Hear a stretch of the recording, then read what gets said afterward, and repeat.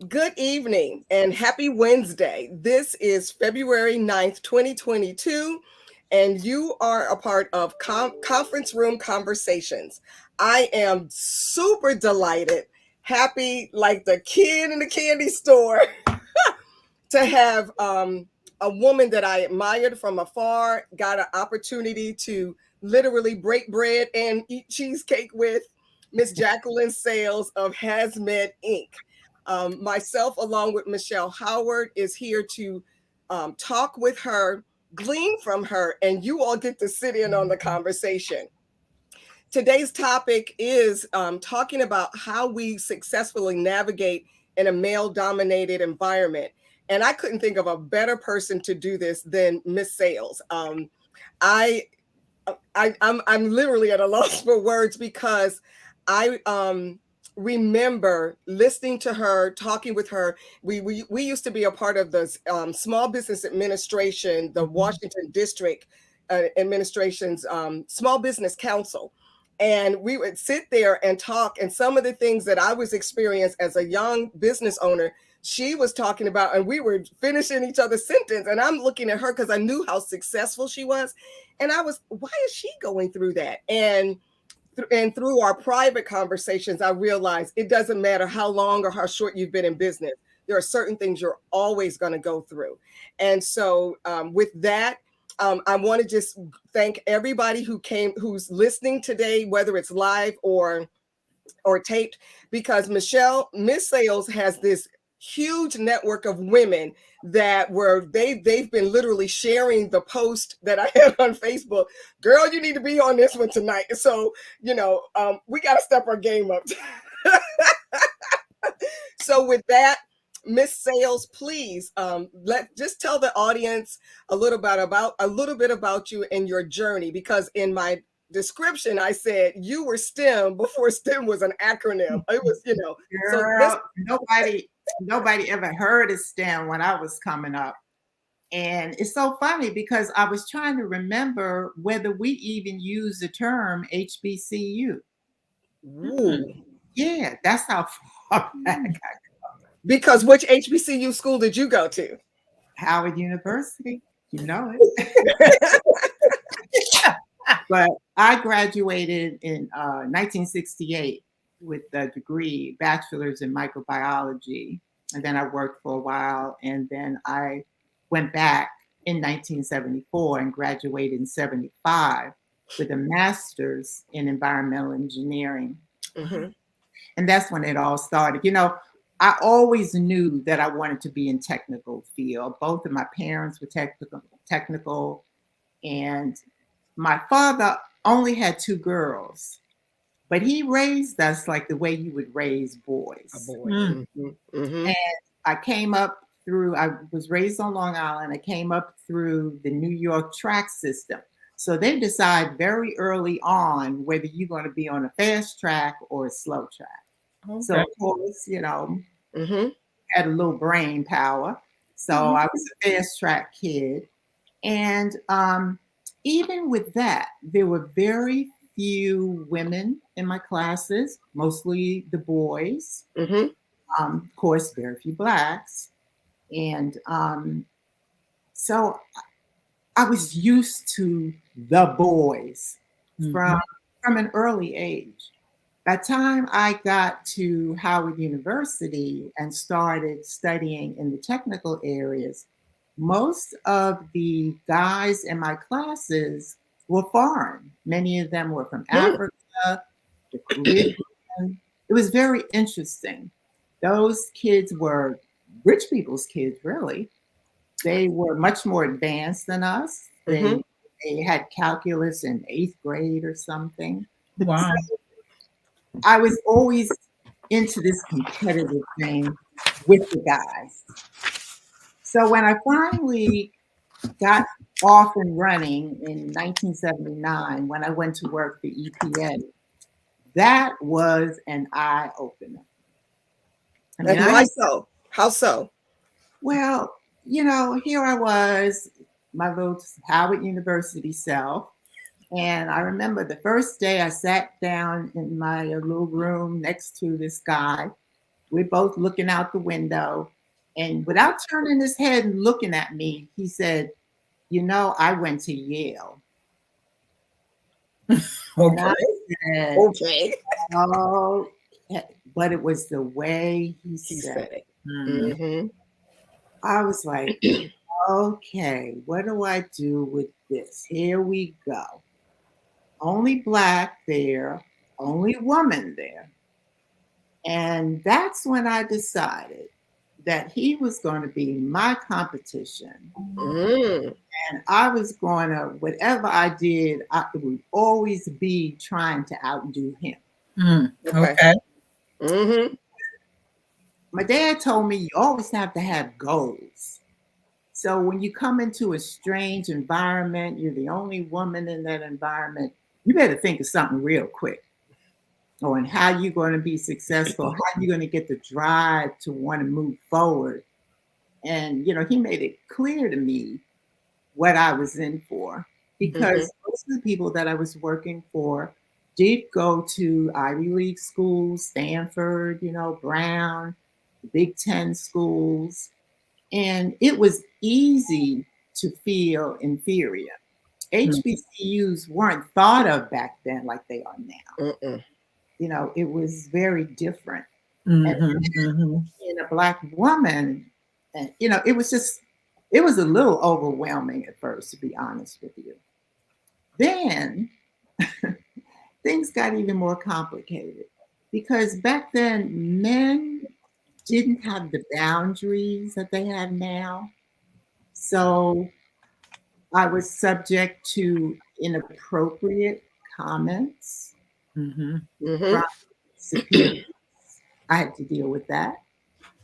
And even more surprisingly was that I thought that I would get support from the administrative women, because most of the women back then were typing or they were just secretaries. So I said, oh, they would have my back.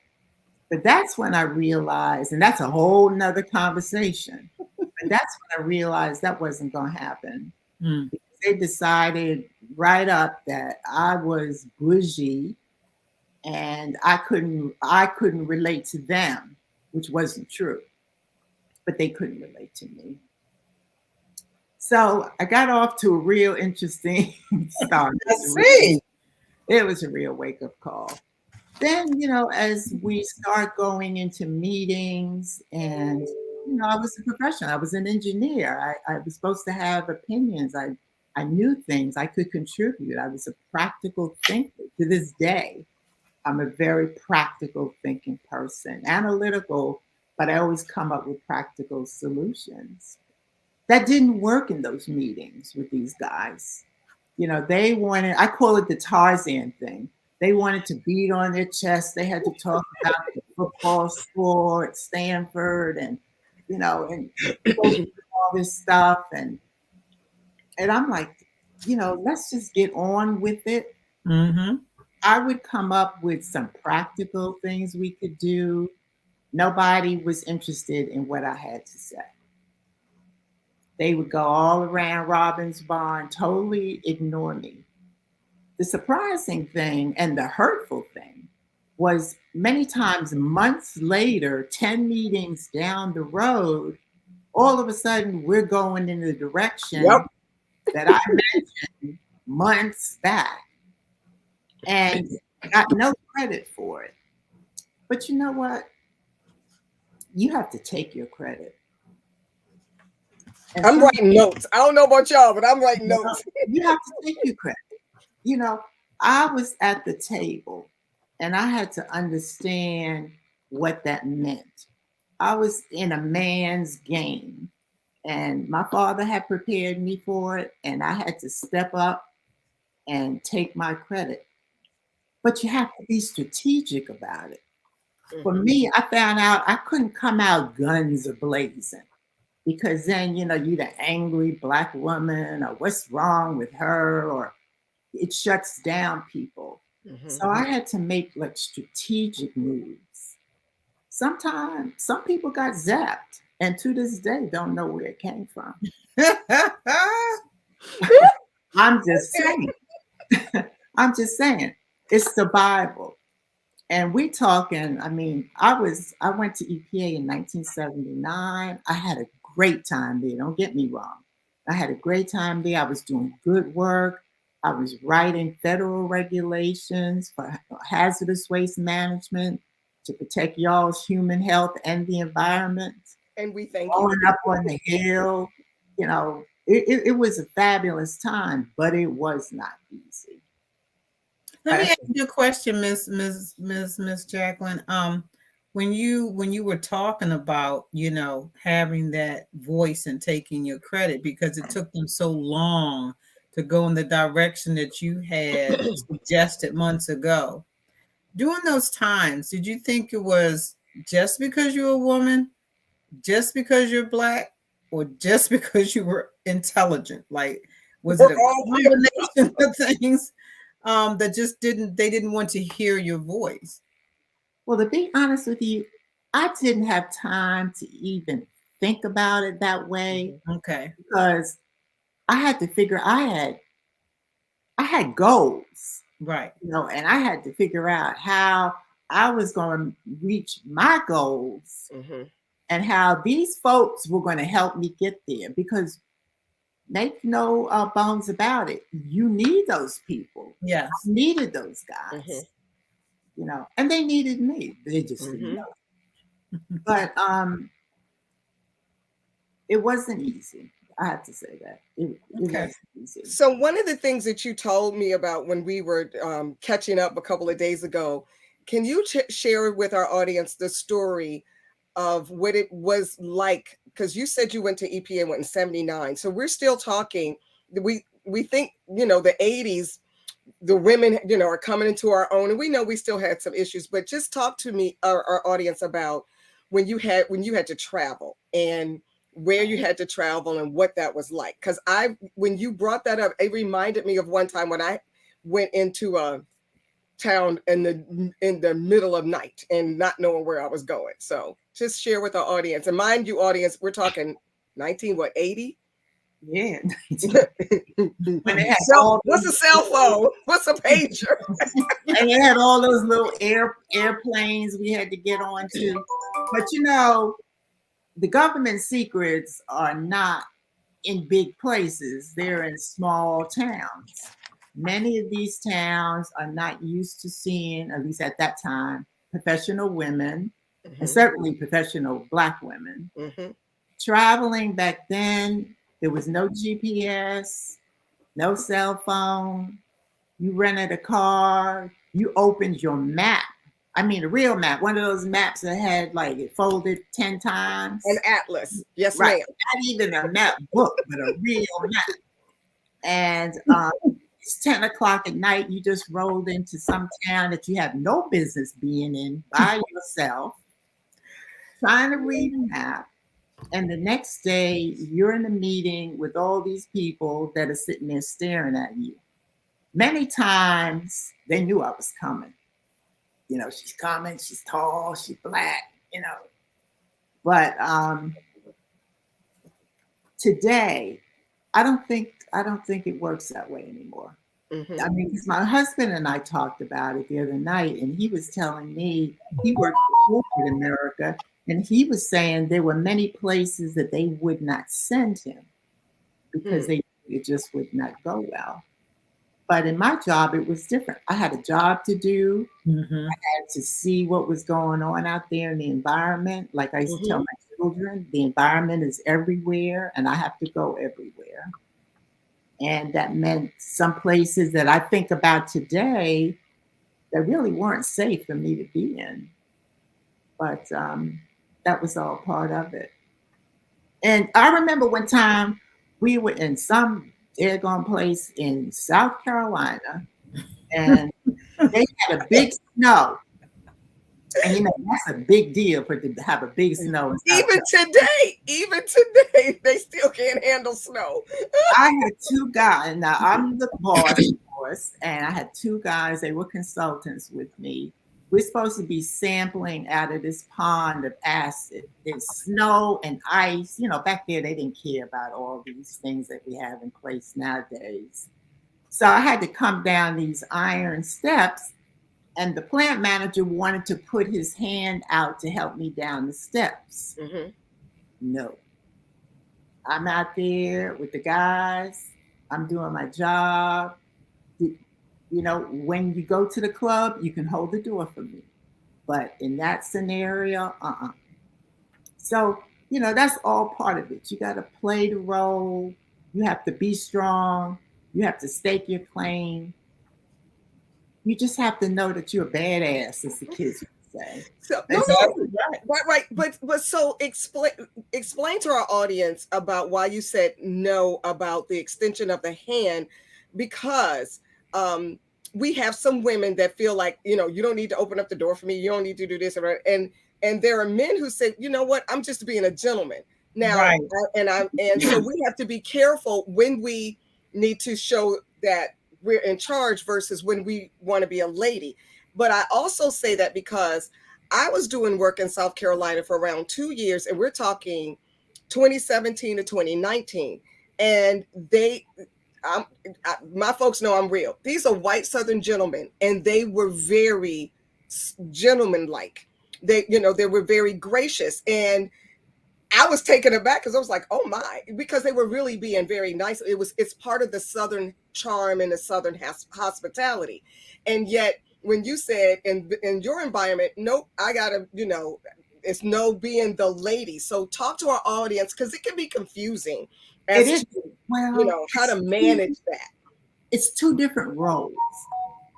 See, if we're going into a meeting and I walk in and I open the door and a man is behind me, anybody's behind me, I hold the door. And then the gentleman will grab it, or whoever will grab it. No. But this is a different thing. I'm the boss.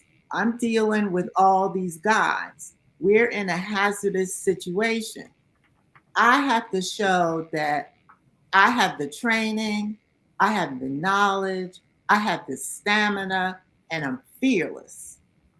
And this is my project, and you don't have to hold my hand. Right. That is a golden nugget for real. That's a golden nugget. Yeah. Yeah. But you have to know when. When? Yes. Yes. Yes. It's a juggling act. It's a juggling act. But I figured it out. I figured it out, and you will figure it out because they'll slap you up in the face. If you don't. Yeah, So that's true. No, so she let's is so right about that, because think about what she said in present day. I mean, it's still there. It's still there. Yes. Oh. And for men, because of the Me Too movement, men they're confused too. Because my husband is a gentleman, and he said, for guys who are trying to do the right thing, they don't know if, I'm stepping over my bounds, or should I, stay, what's my lane now? Because I don't want you turning around and saying, I'm trying to be nice, and all of a sudden you want to throw a sexual harassment. And like, wait a minute, hold up.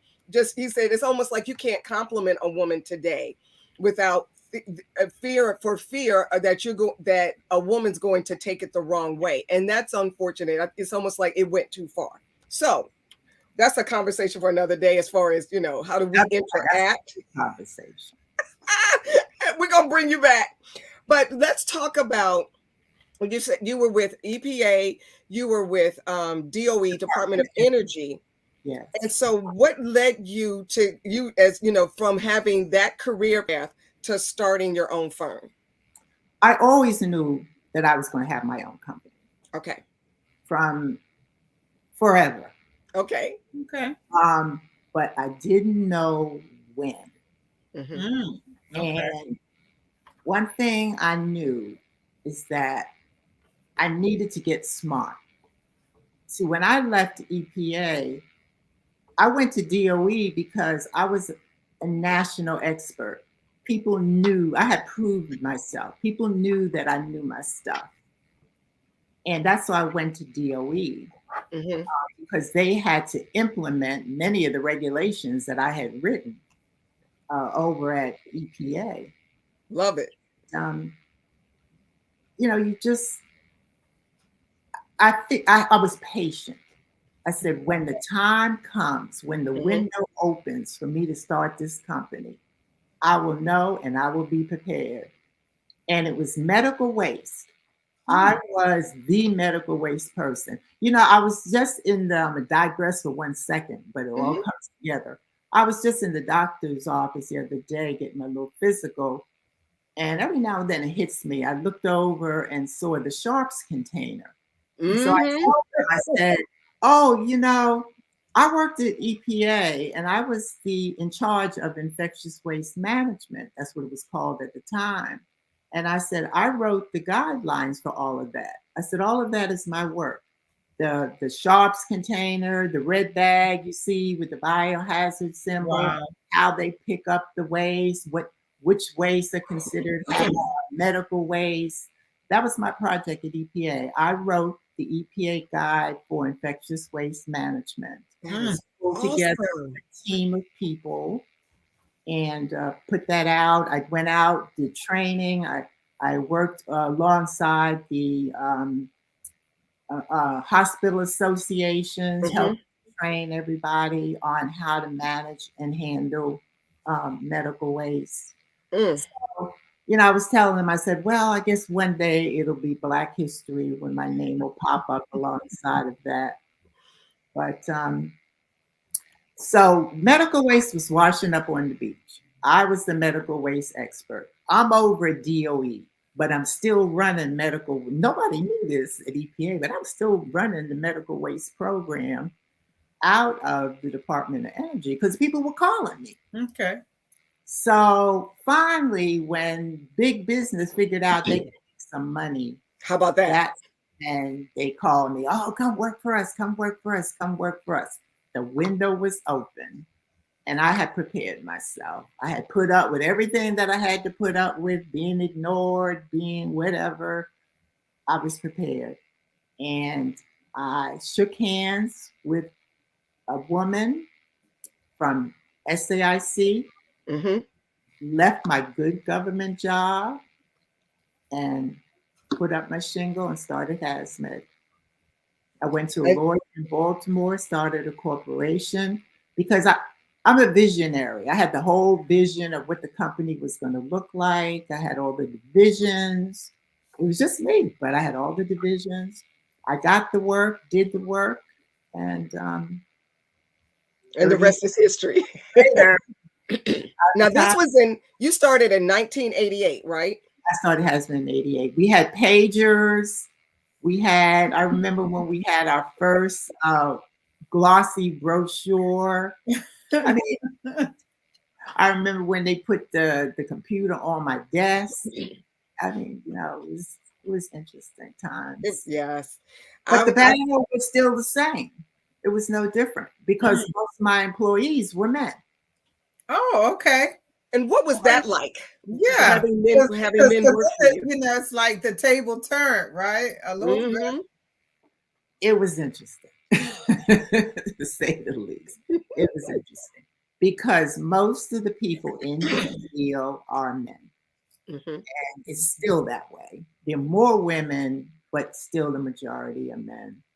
Um, I think it took a lot of courage for them to even to come work for me Mm, because the majority of them were white. Mhm. So it took okay. courage on their part. Um, I knew my stuff. I was confident. I didn't know everything about business, but I was confident. Um, we we did well. We did good work, and I think they respected that part of of what I had to offer. Okay. Mhm. Um, but I wonder what they really thought sometime when they went Yeah. home at night. You know, You know, Yeah. like you said, that it was different, right? And it probably took, like you said, a lot of courage for them. Um, because you know, just as though women we have our own conversations, men They have their do. own Mhm. conversations. And so, like you said, we could imagine the conversation of those men not wanting to tell their buddies that they work for a woman of color. yes. So that must have been a conversation on their side, Right. look, that they may not have wanted to have. right? Because it's almost like on one hand, Ms. Jaqueline, they could appreciate you and the work that, you know, y'all did together as a team, because you brought it, you know, your value was already on the table. Then on the other hand, it's after they get off of work and they go back into their own, what they call their own reality, their environment that they're used to being in. And so that's where that difference would probably be at. Yeah. I would hope that some of them would say, you know, I can appreciate, you know, this woman of color now, right? Because some are afraid to even say that. Yeah, I would think so. But you know, there are people who worked for me that I truly believe really appreciated what I brought to the table. And for some, it was just a paycheck, because we had offices all around the country. And so many of them didn't even see me. You know, I was just a paycheck for them. They worked closely with their customers. So it was a different environment. But I was the one, me and my husband, Greg, who joined HAZMED 6 years after I started, 6 long years after I started the company, and the rest of our administrative team, we had to get out there and get the business. That's right. Yeah. So here I was again in front of the same guys begging for the business, having to prove that me and this company were qualified and could do the work for them. Yeah. So here we are again, dealing with basically the same kinds of issues. Does she know what she's talking about? What are we going to do if she misses? Because, you know, as a woman in this field, you only have one try. That's right. Just one. That's right. You know, and now that was frustrating, because I would watch the large companies make mistakes over and over again, non-performance on certain contracts. But me and my company, we had one time, and that was it. What was the moment or the event that broke it for you to that next level, when people, you know, there's a time when, like you say, you have to kind of constantly go out there and I say, kill what you eat. Then there's a moment where all of a sudden it starts coming to you and you don't have to ask for it because it's coming in. When was that moment for you? Out of the 30 years, I don't know if we ever had that moment. Really? Wow. Because, see, the moment is all about what's in my head. And I never relaxed on that. I always felt it was me and the guys. And remember I told you about the guy from Yale? Yes. Okay. So for me, that never changed. Gotcha. You know, I always felt that the competition was real. Sometimes mean-spirited things were still said in meetings when, you know, I was a multi-million-dollar small business, and sometimes mean things were still being said to me and my team. But I never changed my thinking about that. So that's really interesting, because for me, and I'm sure for our audience, people need to understand you had a multi-million-dollar enterprise, and it's one thing that we never lose the what's the word I'm looking for, the tenacity, but at the same time. And like you said, you can never, we know we can never relax on our laurels, because that's when the competition takes over. That's when something new comes out and then you're in the dust. But you would think at some point, because of what you've accomplished, that your work would speak for you.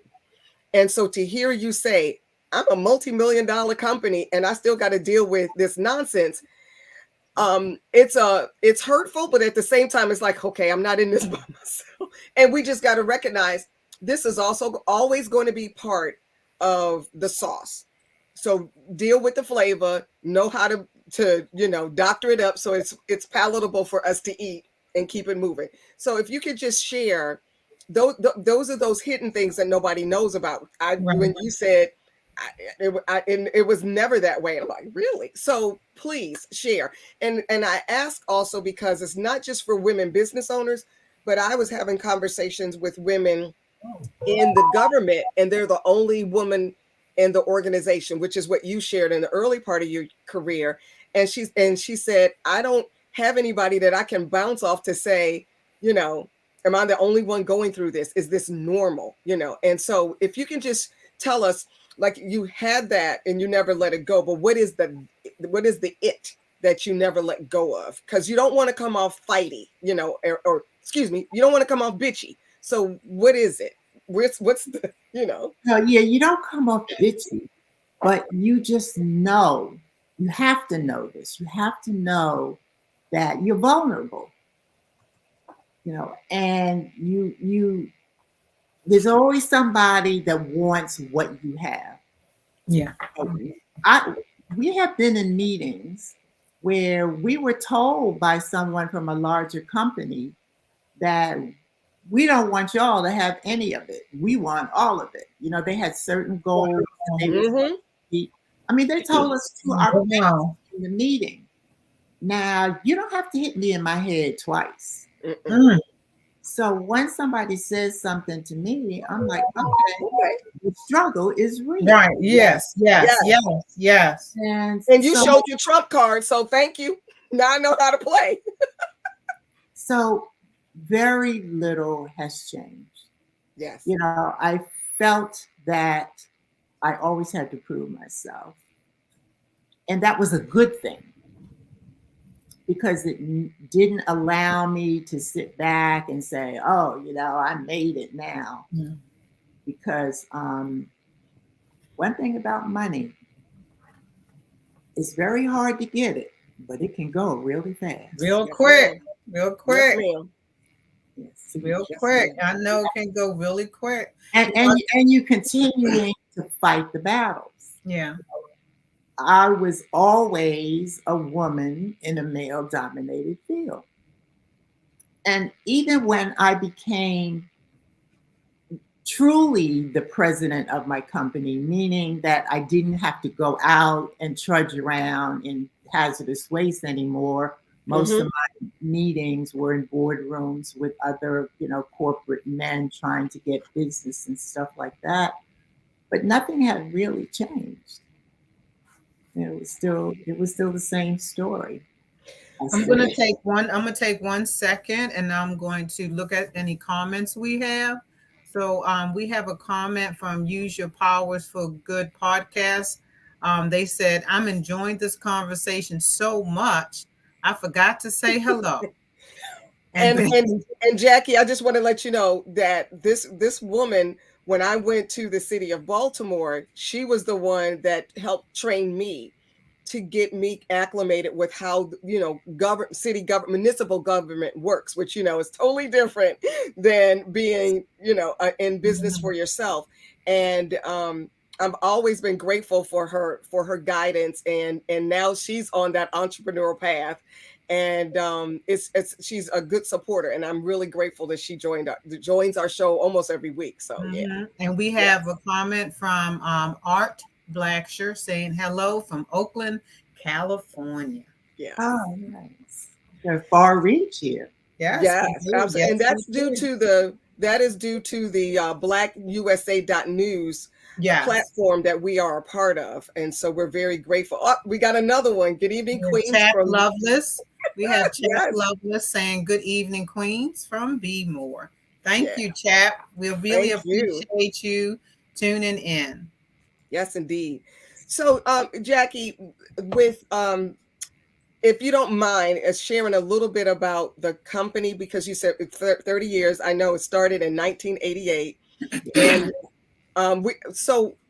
though you had that vision, like you said, you had it all laid out. Not that I'm ready, but when did you know that?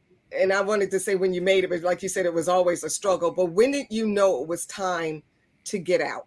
to retire and your exit strategy? Or did you know? I think I knew there were about 5 times that I knew. See, because it's harder to get out than it is to get in. But Wow. I didn't Explain know that. And I believe I told you that one time, a long time ago. I told somebody, maybe Hester, it's harder to get out than it is to get in. You can hang up your little shingle. If you know your stuff, you know how to market, you do A quality work, A plus work, you stay focused on your goals, you know, all the stuff that's going on around you, all the antics, but you stay focused, you'll do well. But getting out is a whole nother story. Because first of all, you built this thing, and you have to sell it to somebody, because all those numbers that you're looking at, all those income statements and profit and all that stuff, it's numbers on paper. You've got to get those numbers off the paper and become liquid, because that's your retirement. And that's a struggle. The economy will determine how things go. The first time I wanted to sell, then we got in a recession. You know, which one? I was all of them. And you know, we had bought our own building. So we had all of that to deal with. Yes, ma'am. Yeah, we had our own building, and part of it was the incubator for emerging companies. I really felt good about that too. Yes. And so I wanted to sell the building and sell the company, and it just wasn't the right time. Then I tried to do it again. Something else happened. You know, so it's a process. And especially now, because of social media and the way things move, you know, and the stock, somebody could post something and the stock market drops and everything just keeps changing. And you have to be patient. I had to have the same patience to get out that I needed to get started. Remember, I told you in my career, I figured I'd know when the time would be right.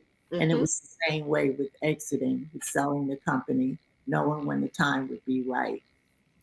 And nobody prepares you. Who do you have to talk to? I don't have anybody to talk to. Right.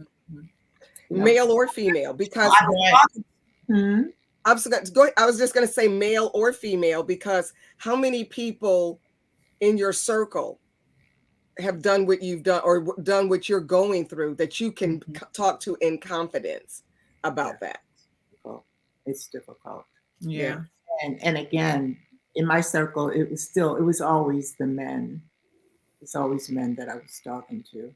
And how did that make you feel? And I asked because earlier in my career, in my business career, I had a lot of male mentors. That's why when I met you, I was like, when I could. And the men in my circle were very, very nice, and it's almost they were protective, and so I was blessed in that area. But sometimes you just need a woman, because there's certain things which is why we have these conversations. There are certain things that you have to talk to a woman about in business to make sure that you're getting it right. And so, were there men that were sincere in helping you to navigate some of those things, or did you just fall on your knees and pray, God help? I was blessed with that, because I have a wonderful husband who is brilliant, and he has my back. Yes. And I could always run things by him. We're a team. And so he would be the one that I would talk to. And I feel very fortunate that I had gotten to the point in my life where I had somebody that I could trust in that way. Yes. To have my back. But then because he was my husband, there were things that I needed to talk about that he wasn't the right person for me to talk. it might have been about him. No, I mean, being honest, because he was an employee of the company. And so I'm just being honest and straightforward. Please. Yeah, so I think you have a network of people that you can trust. Yes. That you can talk to. When I worked, going back to EPA, because that was a pivotal part of my life working there. And when I was ready for a promotion, I had my boss come into my office. He was walking by, and I asked him to come in and sit for a minute. And I told him that I was ready to be in management. Mm-hmm. And that I had done everything twice and done everything well, passed all the tests, because, they gave me plenty of tests. And I was ready to be in management. And so he went back and told the next higher up, and she came in and said, well, don't leave, I'm see what I can do. I wasn't leaving. I didn't tell got nervous. I told him I wanted a promotion. Right. That was my goal. And I have to give credit, because to this day, it was the Jewish women who mentored me and helped me up. You can't do it by yourself. No, ma'am. No. They got in there first, and they reached out and helped me, because there is a path, but there's only certain people that are allowed on that path. Yes, ma'am. And you have to pass yourself. I mean, it's just facts. I mean, this is the way it is. It's just that is so true. That's so true. I want to look back at the comments again. And so we have Mr. Michael Haney saying, great conversation, applicable to Black males in business as well. We have Hester Clark saying, thank you for sharing, Jackie. Your advice has kept me going in difficult times. You are an incredible role model. Paul Druckman, hello from Jean Harginsky from Paris.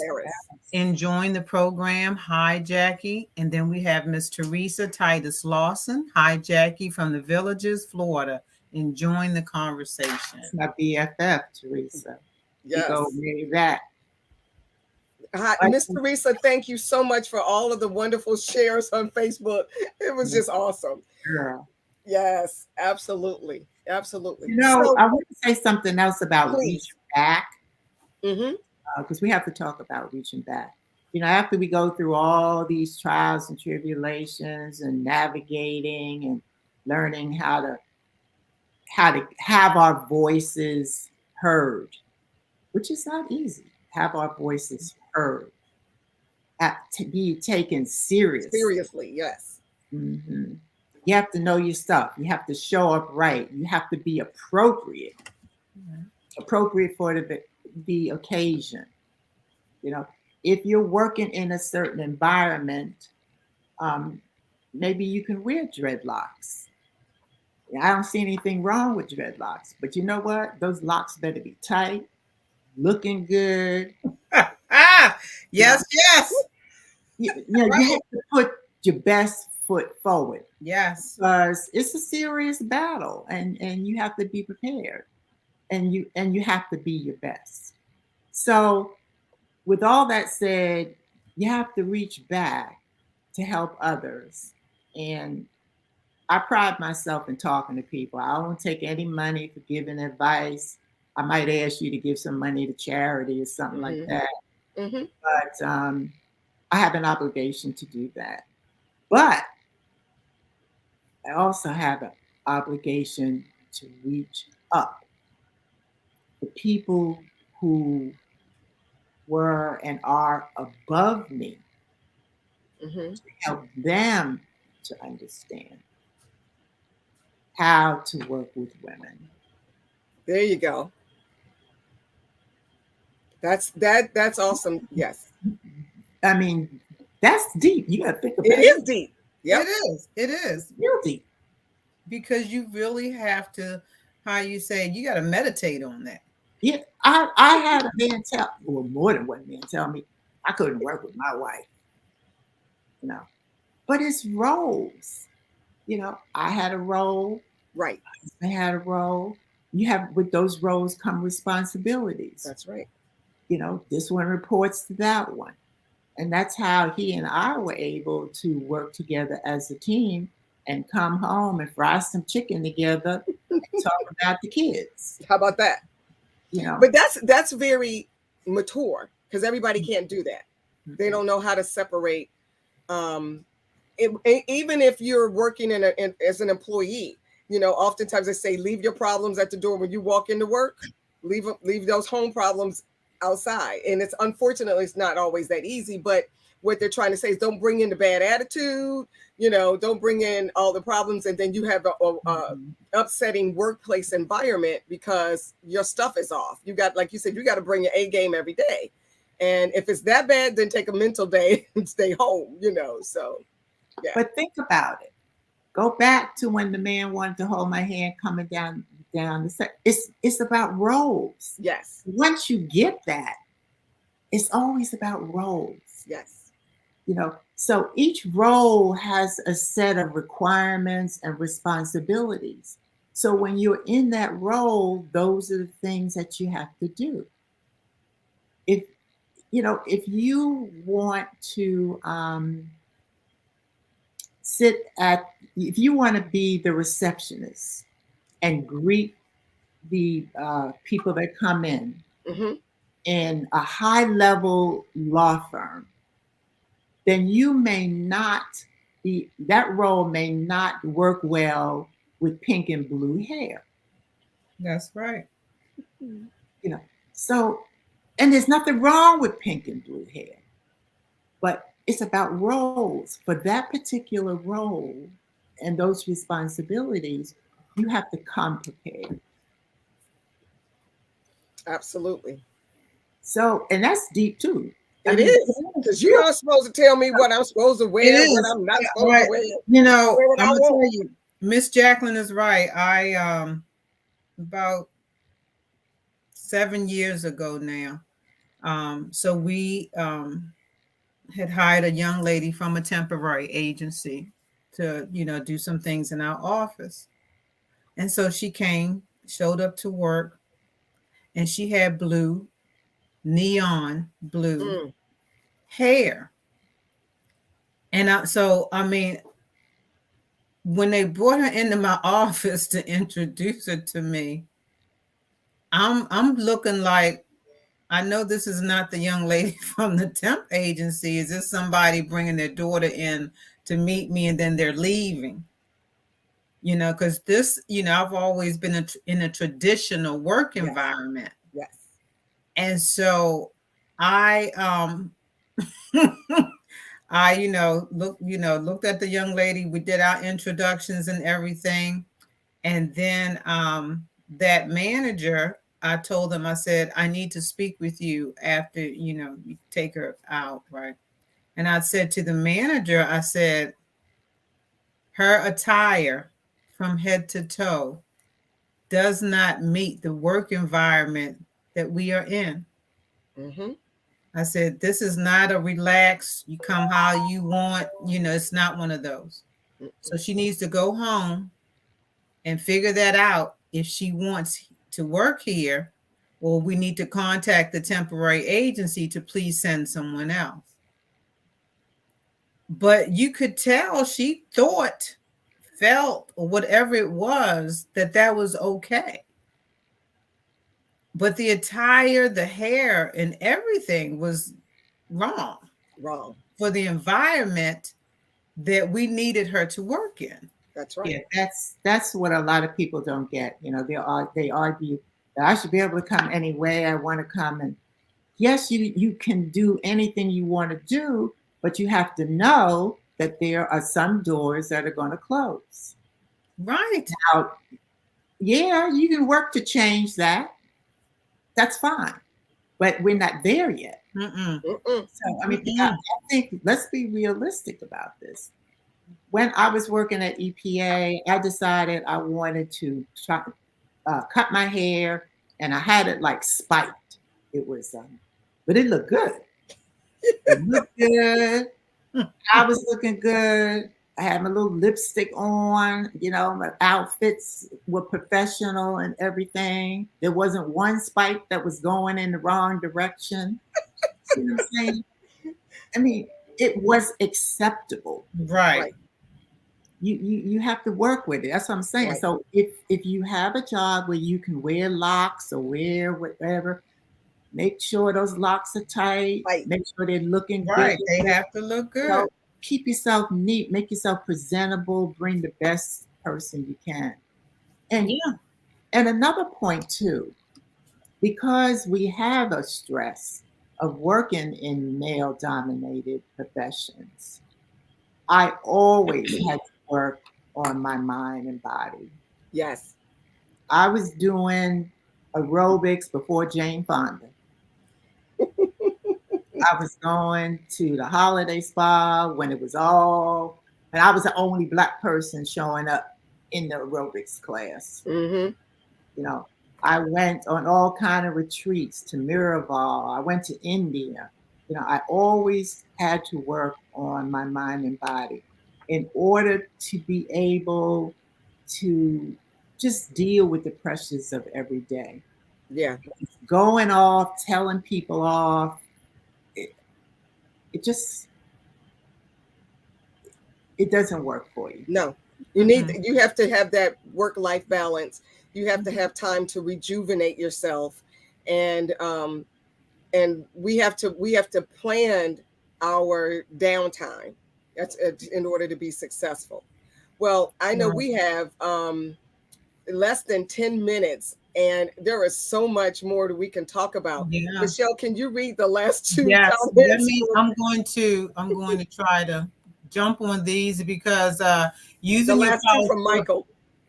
Okay, so the one beforehand that says, Michelle, interesting as I am a conservative too in the work environment. However, I am wondering if that gives white conservative businesses the right to say they don't like Afrocentric hairstyles when there is a Supreme Court ruling on it. And the other one from the same person says, between all three of you have wonderful hairstyles. I love Miss Davis' hairstyle. Belongs in the beauty magazine. Oh, okay. So sweet. Yeah. Well, So Michael, just to give you a little bit of background, Michael is in hospitality and actually sits on the governor's board of hospitality and tourism. So when you are dealing with hotels and catering events and all that, you get some of everything. And he is a conservative, but just how that's such a delicate subject. And I think it goes back to what we said, that you just have to make sure it's appropriate and that it's tight, that it's just not all over the place. Yeah. But go ahead, Miss Jackie. Go ahead. Yeah, I mean that's a difficult subject, and that's something It is. we talk about for another hour. Yes, ma'am. But I always saw my work attire as a uniform. Yes, me too. That's how I think about it. Because Yes. remember, it goes back to roles. Yes. That's how what works. I can't not putting that on everybody else. I'm just saying this would work for me. I see it as roles and responsibilities. I mean, if you're in, it's a play. How about that? You're in a play. You are on stage You go to a performing. wedding, the bride, it's a play. The bride has a wedding gown on. You're in a play. And there's a costume that goes for that play. Mm-hmm. And maybe we're going to work to change things. There's nothing wrong with Afrocentric hair, whatever the heck that means. That's our natural hair. But in some plays, that's not the costume. That's correct. I like that. I do. I really do. And I think it just speaks to that we all have to understand there are different work environments based on the industry of the work. Yes. Just like when I was working with engineers, whether it was in construction or what have you, their attire is different. Their uniform, as we're speaking, is different. I'm not wearing the same thing to work that they do based Right. on the differences in our jobs and our industries of work. So, I think, like you said, that could be a whole nother conversation, but it's always going to be with their different uniforms for Yes. different places of work. And it's no different than, when you are on a construction site, you have to have your safety boots on, your hard hat, your gloves, your vest. It's part of the uniform. If you're in the military, your hair can't touch your collar, and you can have cornrows and locks. They just want you roll it up. If you're in the medical profession, you're a doctor. You can't have your nails can't be painted. They're supposed to be natural. I found that out from my cousin. So there's a uniform and a role to play in every type of industry. And if you can't conform at all, then we might want to either change our industry or get to the place where but even when you're the CEO, you still got to perform for the person you want to get that contract with. And so that it doesn't stop. You're right. We could argue about this all the time, but it is what it is. And you just have to understand. The way I always looked at it was I wanted people to hear what I had to say. Yes. I walked in with my tall self right away, that you take command of the room. They had to settle down from that. Yes. All this Black woman walking in the door and taller than many of the men in the room. So, I had to deal with all of that. So, you have to decide how you want to present yourself. What is it you want people? Do you want them looking? Same thing with wearing low-cut stuff. Do you want them looking at boobs, or you want them listening? So I had to make decisions about how I was going to present myself. So I was always neat. I mean, I wore my little outfits. I had my little stuff on, but I was always neat and I was always presentable, and I believed I was always professional. When I was in the field, there was jeans, hard hats, or whatever, tie back, whatever we had to wear for that occasion. But like I said, for everything, there was an outfit. So that's where I see it. People do need to change some of their thinking. Yes. I mean, that we all agree to that. Yes. That's all part of it. I think Me Too is helping to just help people's thinking, to understand that women are not objects. Yes. In the workplace for the enjoyment of some of the men, which in my time was that was the status quo. Right. There was no meat. It was just accepted, and you had to work around it. Well, with the 2 minutes we have left, I want to say thank you for busting the doors down. Thank you for being, I'm going to call you the queen of STEM. As I said before, STEM was an acronym. You were in a field that a lot of us didn't know unless you were in, around scientists or whatever. You were, a science nerd or what have. And then even I remember loving physics, but it was, what am I going to do with it? So I went in another direction, but I loved physics and I loved my teacher who taught it. And so to see you live and in color, and if you can just tell real quick with the audience about your history makers with the minute we got left. Tell our audience about Juliana Richardson out of Chicago started the History Makers. And there are full bios about many accomplished African Americans. And it's all in the Library of Congress. You can go in there and actually see for yourself, live videos of these interviews. Of course, it's all online under the History Makers. I am a history maker in science. So I think it's wonderful work that she's doing in cataloging all this information for generations to come. Because like I was telling Carla, our kids need to know how they got to be barbecuing out in the backyards of these beautiful homes that they now own. They need to know, because the story goes beyond slavery. Yes. And it goes with the people really in my generation, I believe. Yes, indeed. You all definitely broke down some barriers, some doors, and made some wonderful path, paved the road for the even, I'm at the end of the baby boomers, but just paved the road for us to be able to do things a lot easier than what it was a generation or two ago. So, and just know there is a path. Yes. Pardon? There is a path. Yes, Just ma'am. there's a path. Just like with the Underground Railroad, there's a path. And there are people that will reach back, and you just have to be ready. Amen. With that, I want to thank you for this hour. It has been a beautiful discussion. For all of you who have joined us tonight, I'm going to be real quick. blackusa.news, bemorenews.com, conference room conversation on YouTube. Check us out on Facebook. Thank you so much for everybody. We so appreciate you all being with us tonight. Please go to Conference Room Conversation on YouTube, click the like button and subscribe. We'll see you next week. With that, thank you, Jackie. God bless. Thank you, Miss Jackie. Thank you.